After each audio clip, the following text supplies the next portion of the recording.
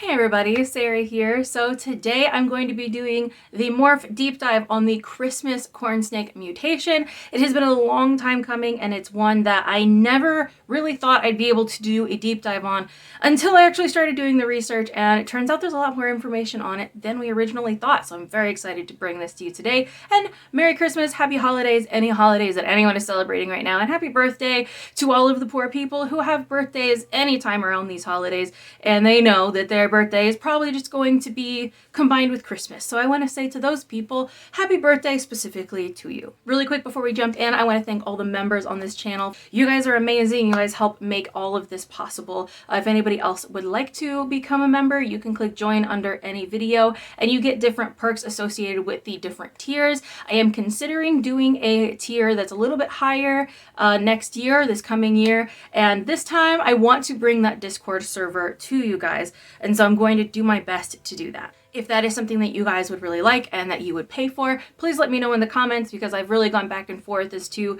whether or not that would be something that you guys are really interested in, whether it's worth doing. The tier would probably be $10 a month. So if you guys are willing to pay $10 a month for access to a Discord with me where we can talk about video ideas, or you can share photos of your own snakes, or we can just sit and chat, maybe even game together, let me know if that's something that you would be interested in doing. Also, a quick thank you to Reptilinks for helping to support this channel. If you would like to save on some amazing food for your snakes, you can use my code SarahSnake27 at checkout at reptilinks.com. Also, I have a website, sarahsnakeshop.com, where I sell corn snakes and corn snake accessories. The majority of my corn snake sales have actually been moved to Morph Market. If you want to see the actual snakes that I have available, please go to Morph Market. All of this stuff is linked down below. So today I'm starting the deep dive on the Christmas corn snake morph. This has been a very elusive morph, and there's not very many photos out there, and there's actually been a lot of speculation as to whether or not this is an actual single mutation in and of itself. So the first mention that I could really find of the Christmas corn snake is actually in the 1996 edition of this book. You guys might remember this book. I actually gave it away. I gave it a 7 out of 10. I still recommend it. I'll link above if you guys would like to go watch that book review. But this is the 1996 edition, and on page 46 it says that Bill Brandt of Gourmet Rodent developed the Christmas corn snake, which has dark green rather than black outlines of the dorsal saddles. And so even back in 1996, this was something that was being talked about. In the book, the photo that they show doesn't really look like anything special. It just looks like a hypomelanistic corn snake, but they're calling it the Christmas corn snake, and they're saying specifically that it has green saddle borders. And so what we imagine in our heads, of course, is a red corn snake with green saddles, which we know can kind of happen. We have the halo mutation, which I helped to prove to be incomplete dominant. Again, I will go ahead and put a link above for you guys if you'd like to go watch the morph deep dive on that morph. But even though we have heard that these Christmas corn snakes exist, there's really no videos or photos out there that I can find of a hypomelanistic type corn snake that actually has green borders. My assumption now that we know a little bit more about morphs and mutations and what different things do is it's very likely that they had a hypomelanistic type, perhaps even strawberry or hypoberry, and added the halo mutation to that. And when you add halo to these darker borders that don't turn completely black, instead of being yellow, they do look like they're a little bit more of a green, because that black melanin sort of mixes with that yellow color and it looks like kind of a green.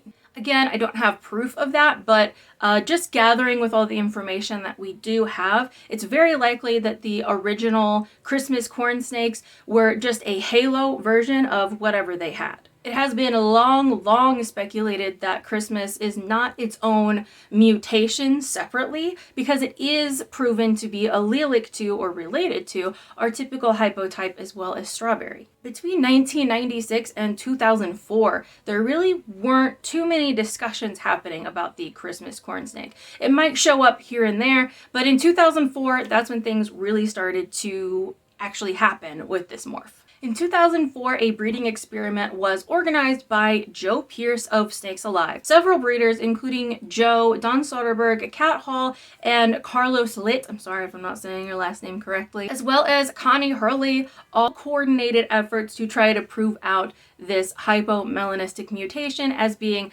something new, something different, or just something that is the same as what we had already and had just been given a different name. Back then, they were doing these type of studies on a lot of different hypomelanistic types that had been popping up. Back then, we had the ultra that was popping up. We had lava that had popped up. We had sun-kissed, which had popped up. And then there were other sort of lines of corn snakes. There was dream, pumpkin, Christmas, and strawberry. All of those were all being tested around the same time. As of 2005, Christmas had been tested with the typical hypo, lava, sun-kissed, and ultra by Carlos. And supposedly in all cases, it was producing normal offspring, meaning that it would not be the same morph or related to any of the previous morphs. At this point, the only visual difference that they were seeing between this morph and other morphs was that it was a little extra red. There's really no other mention of the green borders after this. And that to me is just one more sign that it was probably another mutation that had been brought in that was causing that extra like green coloration, which is most likely halo. Halo is either there or it's not there. A het halo is just a visual halo. In fact, a homozygous halo is actually a green blotched. I'm not going to get into all of that right now, but pretty much what that means is it's really easy to breed out. If you don't see it, it's not going to pass on. So by 2005, it looks like the majority of the corn snakes that were Christmas morphs that were being worked with did not have that yellow, that extra yellow or green on them at all. It took until 2010 to actually determine that the Christmas morph that we were talking about was in fact related to our typical hypo type A. Now, by the way, I am getting all of this information from the Corn Guide books. I went through all of his different books and pretty much copied and pasted into my notes exactly what he had said, and I'm paraphrasing for you guys. So I will also link down below all of the resources that I have for this. The only thing that I can't link for you is the book that I showed you earlier, but you do have the ability to go and purchase that book if you would like to see that for yourself. Now, by 2011, it was suspected that the same thing that was causing the extra red in Christmas corns might be the same thing that's causing extra reds in other morphs as well, such as the coral snow. And it was proven at this point that it was not only a simple recessive mutation, but that it was related to our typical hypotype, as I mentioned. However, under a microscope, the snakes were definitely showing up as being different from your typical hypo or strawberry. If you put these snakes under a microscope, you can see where the melanin resides, how it resides, how much melanin there is, where it is actually located, and I don't know all the things about this, so I'm not going to go into it too much. I will just tell you to go to cornguide.com and check out all of the things that are there. But essentially, by looking at the melanin placement, it was determined that it was not exactly the same as your typical hypotype, and it was also not the same as strawberry. I also have a whole morph deep dive on all the different hypos, so if you'd like to go see that, I'll try to link that above as well. And then by 2011, Christmas still had not been combined with too many other things except for anery, and it really kind of just looked like a coral ghost, at least according to the descriptions that I have read. And then in 2011, that is when I entered this hobby. And since then, there have not been any other updates on what is going on with the Christmas mutation.